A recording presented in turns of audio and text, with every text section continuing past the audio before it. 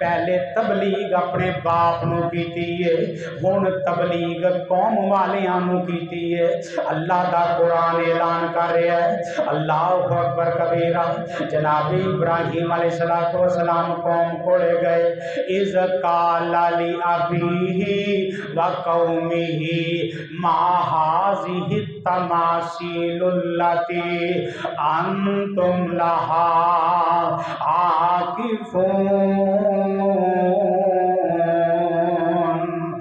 मैं तुहानू की वेखदा पिया वां, तुसी रब तो इलावा बुतां दी इबादत पे करदे हो, बुतां दे अगे सजदे पे करदे हो, बुतां नूं अपना मुश्किल कुशा पे समझदे हो। ये मैं तुहानू की वेखदा पिया वां। हुण मुशरकां दा इक्को ही जवाब रहा, की आंदे ने, कालो वजदना आबाना लहा आबिदीन। इब्राहिम इवें सजदे करदियां सी प्यो दादे नूं वेखिया, इवें काम करदियां सी अपने परदादियां नूं वेखिया। यार इत्थे मैं रुक के गल तेनू समझाना चाहना, इत्थे दुनिया दे अंदर रहिंदियां किसे नूं कहो ना यार कबरां ना पूजिया कर, यार सजदे ना करया कर, इमाम जामन दे कड़े ना पाया कर, अंगूठियां ना इन्हां दे नाम दियां पाया कर, अपने गलों च तवीज़ ना लड़काया कर।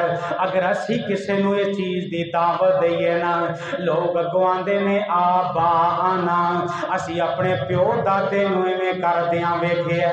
वो कड़े पाया करदे सन, वो मुंदरियां पाया करदे सन, वो कबरां ते छाड़े चढ़ाया करदे सन, वो शिरक करया करदे सन। यार तू इस काम विच ते अपने प्यो दादे दी रीस करना है ते दीन दे काम विच रीस करना है। कदी दुनिया दे काम च भी रीस करया कर, दुनिया दे काम च भी रीस करना। जे तू दीन दे मुआमले च प्यो दादे दी नकल करना है, कदी दुनिया दे मुआमले च कीती है?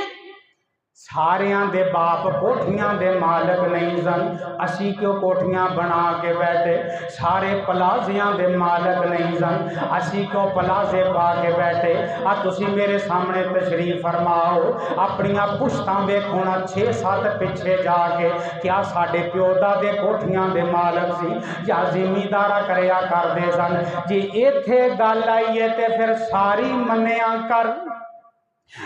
दीन दे अंदर ते पिछे रहना है, दुनिया दे अगे जा, दुनिया दे अंदर आके ते अगे आ जाना है। इत्थे प्यो दादे दी गल क्यों नहीं मानदा? प्यो दादे दी गल दे मगर नहीं लगना। हो सकदा है वो इंसान सन, उन्हां दे कोलों गलतियां हो गईयां ने। तुसी की करना है? कुरान नूं पढ़ना है जां नबी दे फरमान नूं पढ़ना है? कुरान दी मननी है जां नबी दे फरमान दी मननी? जनाब इब्राहिम अलैहिस्सलातु वस्सलाम आंदे ने, काला लक़द कुन्तुम व आबाउकुम, हो सकदा है तुसी ते तुहाडे बाओ अजदाद फी ज़लालिम मुबीन,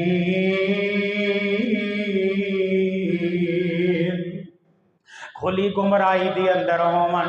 एक कौम वाले की आंदे ने, इब्राहिम असी तेरी गल मननी कोई नहीं, बस टक लाता, असी बस मननी नहीं, जो मर्जी आखी जा सन असी मनना ही नहीं। जदों जनाब इब्राहिम अलैहिस्सलातु वस्सलाम आंदे ने, वो ते मैनू पता है तुसी नहीं मननी, क्यों विच बुत जो बैठाए ने, तुसी अपने मुश्किल कुशा जो बनाए ने, तुसी अपने हाजत रवा जो बनाए ने, तुसी क्यों मेरी गल मनन लगे हो?